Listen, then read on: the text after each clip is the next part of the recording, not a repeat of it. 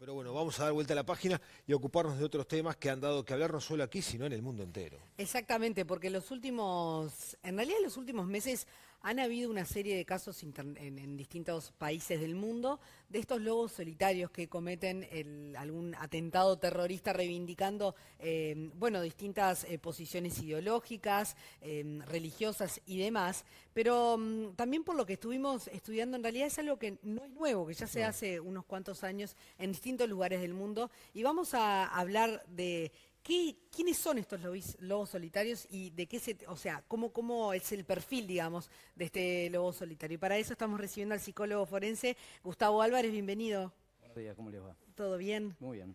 ¿Cómo se define, digamos, un lobo solitario? Está bien, yo creo que es comenzar por donde tenemos que comenzar. Primero una distinción, el terrorista individual es diferente al lobo solitario. El terrorista individual pertenece al grupo, está orgánicamente dentro del grupo, perdón. Tiene un líder, tiene apoyo logístico, se le dice eventualmente cuándo va a cometer el atentado. El lobo solitario es alguien que está totalmente inorgánico o aorgánico. Hay una motivación, como bien señalabas tú, ideológica, religioso, político, ideológica, pero no tiene ni un líder, no es orgánico, no recibe apoyatura logística, o sea, es totalmente aparte. ¿Por qué empieza a incrementarse? Que también, como bien señalabas tú, es ya de larga data esto, pero se ha incrementado. Sí, claro. Y hay una explicación también desde el punto de vista operativo, policial, de las Fuerzas Armadas, en que han incrementado los controles y son más fácilmente detectables aquellos que son captados, tienen entrenamiento militar, tienen contactos directos, que estos muchachos, ¿no? Y digo muchachos porque el perfil de edad es muy bajo. Son jóvenes. Son en general jóvenes, un 95% hombres, segunda o tercera generación de inmigrantes. Tienen una edad promedio de 25 años, aunque hay un predominio sobre la adolescencia. Pensemos que también la adolescencia es donde se forma la personalidad y tiene un peso muy importante en lo social. Dentro o ahondando dentro de este perfil, son muchachos que no se han adaptado subjetivamente, que son o se sienten inadaptados, muchas veces han sido víctimas de bullying, de acoso escolar. Tienen No pertenecen, digamos, a su círculo. no pertenecen, y punto. Yo creo que está muy bien señalado esto, no pertenece. Pero para que la gente pueda entender un ejemplo del cual seguramente todos estamos informados. La persona que asesinó al comerciante judío en Paysandú, David Fren, ¿se puede considerar un lobo solitario? Más allá de la pericia psiquiátrica, en fin, todo lo que concluyó la investigación. En general el lobo solitario mata más de una víctima. Ajá. Dentro de la psicología criminal estaría inserto en asesino múltiple, y dentro del asesino múltiple, que son seriales, spree killer y asesino de masas, sería un asesino de masas. En un mismo ataque mata a más de una víctima. Sí, en general sí. De hecho se ve. El asesino de Fren entonces no... Yo hice un perfil del asesino y tiene una connotación psicopatológica muy importante ese evento. O sea, está menos enraizado con lo ideológico o con la motivación ideológica que con una psicopatología que ya venía de antes. ¿Una cuestión ¿no? xenófoba? Sí, pero a ver, sí es cierto, pero la cuestión está en cuál es el peso. Lo psicopatológico se termina enganchando en algo, y en este caso se enganchó en esta cuestión xenófoba, como bien señalás tú. Pero el peso en ese caso en particular es notoriamente en lo psicopatológico, en una esquizofrenia paranoide, pero bueno, no importa. Estos muchachos, la inadaptación que tienen, los hace muy vulnerables justamente a participar y pertenecer a algo potente. Y esto lo vemos no solo y sacándolo del ámbito del lobo solitario, lo vemos en una barra brava, lo vemos en mil cosas, en donde mi individualidad se ve reforzada o potenciada en un grupo potente que en general es bastante disocial, ¿no? Ahora, viendo un poco la información, ¿no?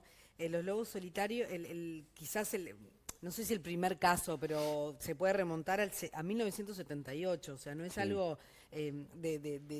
digamos, del 2000 para adelante, ni mucho menos. No. Pero últimamente se da con más frecuencia. Sí. ¿Qué está pasando, digamos, en la sociedad para que existan más lobos solitarios? Justamente, está pasando en la sociedad, más allá del operativo que yo señalé anteriormente, Sí. que es una explicación, pues son mucho menos rastreables, que es mucho más difícil de rastrear, pero también, como bien señalas tú, en la sociedad están pasando cosas. En la sociedad hay una falta de anclaje de la autoridad. O sea, la sociedad, el ser humano, ha transitado desde lo más primitivo y ha tratado de ir atando lo primitivo con la cultura. Ahora, cuando la cultura empieza a dejar de tener estos centros de aglutinamiento, de anclaje, esta violencia, esto primitivo, se empieza a colar por diferentes lugares. A ver, cuando todo vale, nada vale. Y yo creo que estamos transitando en un momento social, mundial, en donde todo vale. Nada vale y hay una cierta banalización de elementos muy caros a la posibilidad de socializarnos, ¿no? O sea, que cuando escuchamos por ahí que algunas cadenas internacionales hablan de el modo de operar de alguna célula terrorista mediante la utilización de un lobo solitario, no es correcto en realidad el término. No. No es correcto. No. Vamos entonces a llamar las cosas por su nombre, porque en realidad estamos hablando de personas que sí pueden responder a determinada ideología, creencia religiosa, lo que sea, pero que no están alineados o asociados o pertenecen a una célula terrorista. Sí, sin embargo, pueden estar persiguiendo los mismos ideales, pero no quiere decir que tengan una formación de terrorista. No son orgánicos, lo que tienen es un proceso de inducción que se da por las redes sociales, que es otro punto que la sociedad ha ido incrementando y que hace... Pero de inducción de la propia célula terrorista, de los propios terroristas. Claro. Sí. Hay una cantidad de páginas, blogs, foros, etcétera, que apuntan, si bien son cerrados en un momento, aparecen por otros lados, y apuntan a una inducción muy fuerte, incluso teniendo un conocimiento muy profundo y acabado de la psicología del adolescente, ¿no? Esta sensación de no pertenecer, esta sensación en donde ellos buscan explotar la vulnerabilidad. Bueno, o sea, están formando terroristas, están formando terroristas. Ideológicamente, e incluso cuando uno entra en un proceso de inducción, desde el punto de vista psicológico me refiero obviamente, y sobre todo psicología criminal, empieza como a desvanecerse la realidad, se empieza cada vez más a estar en contacto con esta fuente de información, se empiezan a cortar los vínculos anteriores, entonces la realidad empieza a tomar, la realidad subjetiva de lo que me transmiten, comienza a tomar una forma y una potencia que va dejando de lado la realidad cotidiana. Hago un paréntesis, ninguno de los que se ha detectado hasta el momento, que se ha podido interrogar, son enfermos mentales, que es un dato bien interesante esto. Muy interesante, porque uno siempre, lo primero que atina es este loco. Exacto, ¿no? exacto. Puede ser loco en un lenguaje cotidiano, desde el punto de vista psicopatológico y de psicología criminal, no son locos, tienen contacto con la realidad compartida, saben lo que hacen, tienen conciencia y voluntad de lo que hacen, ¿no? También quizás ahora el tema es cómo pelear, digamos, esta nueva guerra, por llamarlo de alguna manera, Sí, o cómo hacer frente a claro. a esta nueva realidad, ¿no? Y es bien dificultoso, desde los dos ámbitos.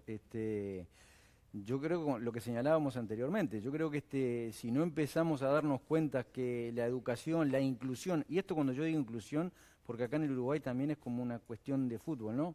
O estás de un lado o estás del otro. Que yo pueda llegar a intentar comprender no significa que justifique. Lo que sí me parece importante es que como sociedad comencemos a comprender cómo se dan estos factores de vulnerabilidad para poder atacarlos justamente. Claro. O prevenir, no solo castigar forensemente después de que pasó las cosas. ¿No? Para cerrar, en Uruguay tenemos riesgos o hay registros de personas con estas características. No, por lo menos hasta donde llega mi conocimiento, no. Perfecto. Y antes del cierre, querías invitarnos a unos cursos que va a estar dando. Te agradezco. Vamos a dar en agosto unos cursos y la información en el correo electrónico secretariapsicojurídica@gmail.com. Perfecto. ¿Cursos de? Cursos de psicología criminal, de psicología forense, penitenciaria. Muy bien. Victimología también, que es una rama bastante poco conocida y dejada de lado en cierta manera. Bueno, todos los datos quedan aquí en la producción de Buen Día Uruguay por si alguien entonces quiere participar y está interesado en los cursos de Gustavo. Muchísimas gracias. No, como a ustedes, siempre, por favor. Gracias.